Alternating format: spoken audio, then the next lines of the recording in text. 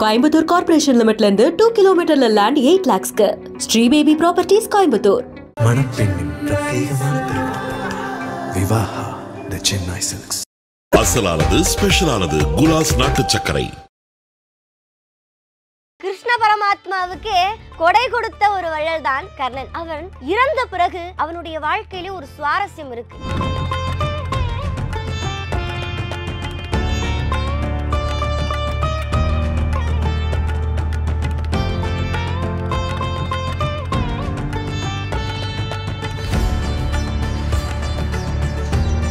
கர்ணனை ஒரு தொட்டில வைத்து ஆத்துல அமைச்சு விடுறார். இப்படி ஆத்துல வெளியனுப்பப்பட்ட கர்ணன் தேரோட்டிக்கு கையில கிடக்கிறார். நமக்கு இத்தனை வருட காலமா குழந்தை இல்ல, யார் பெற்ற பிள்ளைன்னு ஒரு முகவரியுமே இதுல இல்ல. இந்த இடத்துக்கு கர்ணப்பிரயாக்னு ஏன் பேரு வச்சாங்கன்னா கர்ணனோட இறுதி சடங்கு எல்லாம் இங்கதான் நடந்தது. நீங்க நிக்கிற இந்த இடத்துலதான் கிருஷ்ணர் சொன்ன வார்த்தைக்காக அர்ஜுனன் விட்ட கூர்மையான அம்பு தாக்கி கவசம் இல்லாத கர்ணன் இறந்தாரு. பல ஆயிரம் வருஷமா நம்பப்படுற உண்மை என்னன்னா இந்த நதி சொர்க்கத்துக்கு கூட்டிட்டு போகும் என்றதுதான். கர்ணன் கிருஷ்ணர் கிட்ட என் இறுதி சடங்கு முடியும் இடத்துல எந்த ஒரு உயிரும் வர வேண்டாம், நான் அமைதியா இருக்கணும்னு கேட்டதால இப்ப வரைக்கும் அங்க யாரும் போனதில்ல.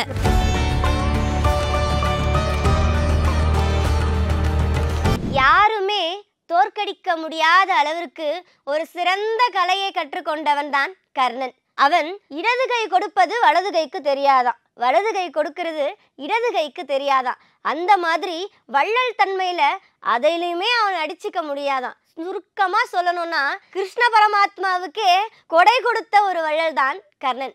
அவன் இறந்த பிறகு அவனுடைய வாழ்க்கையில ஒரு சுவாரஸ்யம் இருக்கு. அதை கண்டிப்பா நீங்க தெரிஞ்சுக்கணும். அது காணொலியினுடைய கடைசியில நான் சொல்றேன். அதுக்கு முன்னாடி உங்க எல்லோருக்குமே தெரிஞ்ச கர்ணனுடைய வரலாறை பார்க்கலாம்.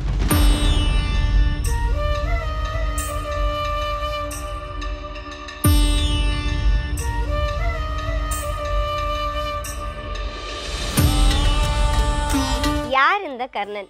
இன்னைக்கு கர்ணனை பத்தி நாம ஏன் பேசணும்? வரலாறுகளில் சொல்லிட்டு போன கர்ணனை பத்தி இன்னைக்கு பேசுறதுக்கான காரணம் என்ன இருக்குன்னு யோசிச்சு பார்க்கணுமா இல்லையா?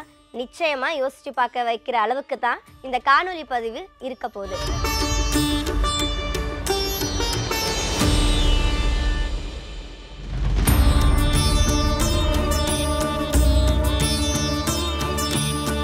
கர்ணன் ஒரு அந்தனர் குலத்துல பிறந்தவன் தான். ஆனா காலம் அவனை ஒரு தாழ்த்தப்பட்ட குலத்துல இருந்தவனாக சித்தரிக்குது. சரி, சித்தரிச்சாலும் அவன் அதனால என்னெல்லாம் பாதிப்புகள் அடைஞ்சான் அப்படிங்கிறத நமக்கு மகாபாரத காப்பியம் சொல்லுது. அந்த வகையில கர்ணன் சூரியனுடைய அவதாரமாக தான் பிறக்கிறான். ஆனா குந்தி தேவி தன்னுடைய 14 வயசுலேயே கர்ணனை ஈன்றதால இந்த சமுதாயத்துல மத்தியில எப்படி ஒரு 14 வயது பெண் ஒரு குழந்தைக்கு தாயாக இருக்க முடியும்? அதுவும் திருமணம் ஆகாமலே ஒரு குழந்தைக்கு தாயாகனா எத்தனை இடர்பாடுகளை அவளுக்கு கொடுக்கும் பயத்திலேயே என்ன பண்றா, கர்ணனை ஒரு தொட்டில வைத்து ஆத்துல அமைச்சு விடுறா. இப்படி ஆத்துல வெளியனுப்பப்பட்ட கர்ணன் தேரோட்டிக்கு கையில கிடக்கிறார். நமக்கு இத்தனை வருட காலமா குழந்தை இல்லை, யார் பெற்ற பிள்ளைன்னு ஒரு முகவரியுமே இதுல இல்ல. இந்த குழந்தைய நம்ம பிள்ளையாக எடுத்து வளர்க்கணும்னு 2 பேருமே முடிவு பண்ணி அந்த குழந்தைக்கு கர்ணன்னு பேர் வைக்கிறாங்க.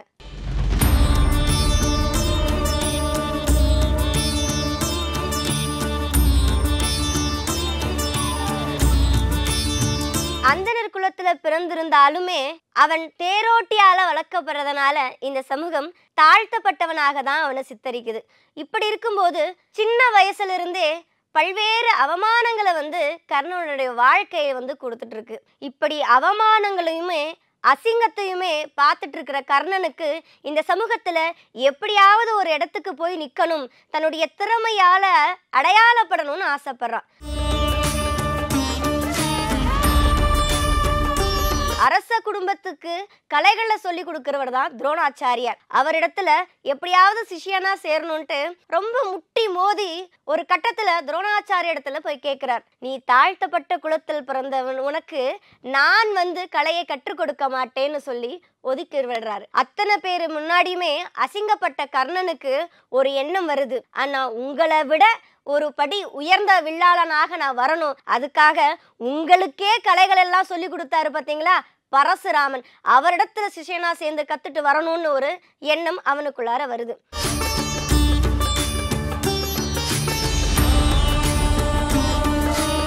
பரசுராமர் அவர் முழு ஈடுபாடோடு அவருக்கு எல்லா கலைகளுமே கற்றுக் கொடுக்கிறார். இந்த வில்வித்தையில் இருக்கக்கூடிய எல்லா அஸ்திரங்களையும் எப்படி உபயோகிக்கணுங்கிற வித்தைகளையும் அந்த மந்திரங்களையுமே சொல்லி கொடுக்கிறார். ஒரு வண்டு அந்த சமயத்துல பரசுராமருடைய காலை கடிக்கணும்னு வரும்போது இதை பார்த்த கர்ணன் என்ன பண்ணுறாரு, அந்த வண்டுவை கையில பிடிச்சிடுறாரு. அந்த வண்டு பரசுராமரை கடிக்கிறதுக்கு எப்படி முயற்சித்ததோ அந்த வேகத்தை கர்ணனுடைய கையில காட்டுது. ஒரு கட்டத்துல வண்டு கடிச்சு கடிச்சு அவரை அறியாமலே ரத்தம் பரசுராமனுடைய கையில விழுது. அந்த ரத்தத்தை தொட்டு பார்த்த உடனே பரசுராமன் வீறிட்டு எழுந்து கேட்கிறாரு, நீ உண்மையிலேயே அந்தணர் குலத்தை சேர்ந்தவனான்னு கேட்கிறார். அந்தணர் குலத்தை சேர்ந்த யாராலுமே இந்த வலியை தாங்க முடியாதுன்னு கேட்கிறார். உண்மையில் நீ யார் கர்ணா என்று கேட்கிறார். அப்போதுதான் கர்ணன் உண்மையே சொல்லுகிறார், நான் அந்தணர் குலத்தை சேர்ந்தவன் அல்ல, நான் ஒரு தாழ்த்தப்பட்ட தேரோட்டியினுடைய மகன் என்று உண்மையை சொல்லும் மாத்திரத்திலே ஒரு ஆசிரியரிடத்திலே நீ ஒரு பொய்யை சொல்லிவிட்டாயா என்று பரசுராமன், இயற்கையிலேயே கோபம் நிறைந்த கோபகுணம் அதிகம் கொண்டவன் பரசுராமன், கர்ணன் இப்படி ஒரு பொய்யை சொல்லிட்டானேங்கிற ஆத்திரத்துல என்ன பண்றாரு, சாபம் விட்டுறாரு. என்னிடத்துல நீ கத்துக்கிட்ட அத்தனை திவ்ய மந்திரங்களும் நீ போர்க்களத்துல இருக்கும்போது உனக்கு மறந்து போயிடும்ங்கிற ஒரு சாபத்தை கொடுக்கிறார். அந்த சாபத்தை வாங்கிக்கிட்டு கர்ணன் பேசுறான், குருவே நான் உங்களை ஏமாத்தணுங்கிறதுக்காக இந்த பொய்யை நான் சொல்லலை, எப்படியாவது என் திறமையால் இந்த உலகத்தில் நான் அடையாளப்படணுங்கிறதுக்கு ஒரே காரணத்துக்காக தான் இத்தனை காலமும் என்னை தாழ்த்தப்பட்டவன் இந்த சமூகம் என்னை கொச்சை சொல்லால இந்த சமூகம் என்னை ஓரம் கட்டிய போது திறமையால வளரும் தான் நினைச்சனே தவிர்த்து அதற்கு குளம் ஒரு தடையாக இருக்குமா, அது இருக்கக்கூடாதுங்கிறதுக்காக தான் ஒரு சின்ன பொய்யை சொன்னேன்னு சொல்லும்போது பரசுராமனுடைய உள்ளம் அப்படியே கரைஞ்சிருது. இப்படி ஒரு திறமையான ஒரு மாணவனை நம்ம சாபம் கொடுத்துட்டோமே, இந்த சாபத்திலிருந்து அவனுக்கு மோட்சத்தை கண்டிப்பா என்னால கொடுக்க முடியாது. அதுக்கு பதிலாக பரசுராமன் என்ன பண்றாரு, தன்னிடத்தில் இருக்கக்கூடிய திவ்ய தனுஷாக இருக்கக்கூடிய தனுஷை அவர் கையில கொடுத்து, இந்த தனுசு உன் கையில இருக்கிற வரைக்கும் உனக்கு எந்த களத்திலுமே மரணம் கிடையாதுன்னு சொல்லி வழி அனுப்பி வைக்கிறார். பசிக்கும் போது ஏதாவது காட்டுல விலங்கை வேட்டையாடலாம்னு நினைச்சு அம்பு எய்துறாரு. அந்த அம்பு பாத்தீங்கன்னா அவர் மானுன்னு நினைச்சு அம்பு எய்துறார். ஆனா அது மாட்டினுடைய கழுத்துல அந்த அம்பு பட்டிருக்கு. மாட்டினுடைய உரிமையாளர் அந்த மாடு துடிக்கிற வழியை பார்த்து இதற்கு காரணமாக இருந்தவன் கர்ணன், அவனை நோக்கி சாபம் விடுறாரு. என் மாடு எப்படி துடிதுடிச்சு இறந்து போச்சோ அந்த மாதிரி நீ போர்க்களத்துல ஆயுதம் ஏந்தி நிற்கும் போது உன்னுடைய தேர் சக்கரம் மண்ணிலே ஒரு அடி புதையும்னு சொல்றாரு. அப்போ இரண்டு சாபங்களையுமே கர்ணன் அறியாமையால பெறான்னு நினைக்கிறோம். ஆனா உண்மையிலே இந்த இரண்டு சாபங்கள் தான் கர்ணனுடைய வரலாற்றையே மறைத்து விட்டது என்று நான் பார்க்கிறேன்.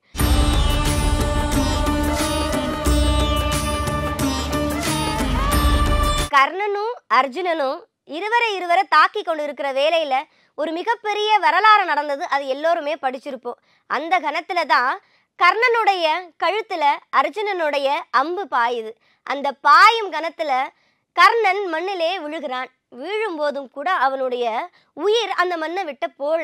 காரணம் என்ன அப்படின்னா, அவன் செஞ்ச அத்துணை புண்ணியங்களுமே அவனுடைய தர்மமுமே அவன் உயிரை காத்துட்டு நிற்கும் போது கிருஷ்ண பரமாத்மா சொல்றார். அர்ஜுனன் கேட்கிறார் கிருஷ்ணனிடத்துல, நான் அனுப்பிய ஆயுதம் அவன் உயிரை கட்டாயமாக கொண்டிருக்கணும் இல்லையா பரமாத்மா, ஏன் இன்ன வரைக்கும் அவனுடைய உயிர் போகலன்னு கேட்கும்போது, கர்ணன் செய்த அத்துணை புண்ணிய பலங்களும் அவனுடைய உயிரை காத்துட்டு இருக்கு.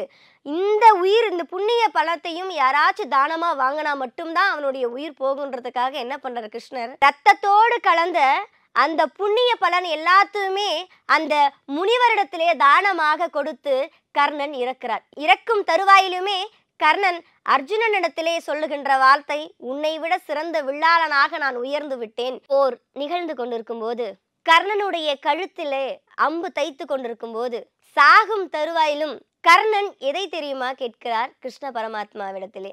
என்னுடைய திறமையும் என்னுடைய வீரமும் இந்த உலகம் கடைசி வரைக்குமே அங்கீகரிக்காதா கிருஷ்ண பரமாத்மான்னு கேட்கும்போது கிருஷ்ணர் சொல்றார், என்னைக்கு நீ உன்னுடைய கையில வில்லு ஏந்தாம நின்னியோ, என்னைக்கு நீ பயணித்த தேர்ச்சக்கரம் மண்ணுல புதையுண்டதோ, என்னைக்கு நீ கற்ற அத்துணை திவ்ய மந்திரங்களும் நீ மறந்து நிற்கிற வேளையில நாங்க உன் மேல எய்த அன்பு உன் உயிரை துளைத்தது என்று சொன்னால் இது ஒன்றே போதும் கர்ணா, இந்த ஒட்டுமொத்த உலகமும் உன் வீரத்தை அறியும் என்று சொல்லுகிறார்.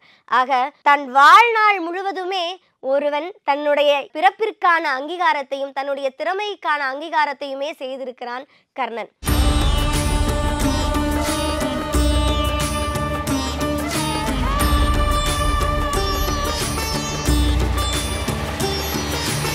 இவ்வளோ நேரம் கர்ணனுடைய வரலாறை எல்லாம் பார்த்துட்டு வந்தோம். அதுக்கப்புறம் கர்ணனுக்குன்னு சிறப்பான ஒரு இடம் இருக்கு. அந்த கர்ண பிரயாக பத்தி இனிமே பார்ப்போம்.